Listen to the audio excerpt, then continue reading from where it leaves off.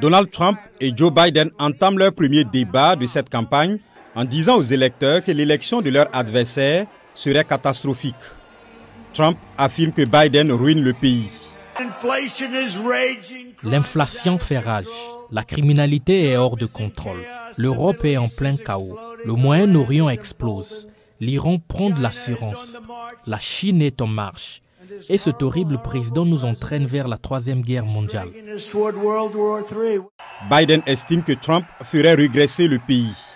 Tous les progrès, toutes les libertés et toutes les opportunités sont en danger. Trump essaie de faire oublier aux gens à quel point les choses étaient sombres et inquiétantes lorsqu'il était président. Nous n'oublierons jamais. Selon Alan Schroeder, professeur de journalisme à l'université Northeastern, les sondages d'opinion montrent que la course est serrée, ce qui accroît les enjeux de ce débat.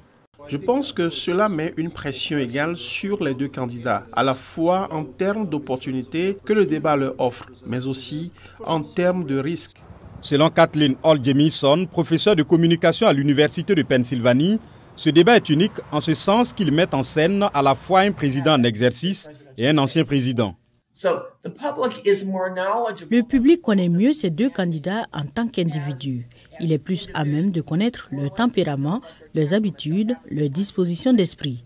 Mais cette année, en raison de l'âge des deux candidats, même si vous pensez en savoir beaucoup sur eux, vous êtes plus susceptible de mieux les connaître pour savoir s'ils sont suffisamment aiguisés et stables mentalement pour être président des États-Unis.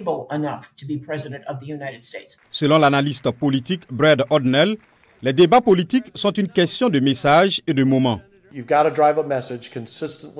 Vous devez transmettre un message cohérent tout au long du débat, mais vous devez aussi avoir quelques moments dans le débat qui sont brillants et auxquels la presse prêtera attention et qui vous permettra d'exercer un avantage concurrentiel.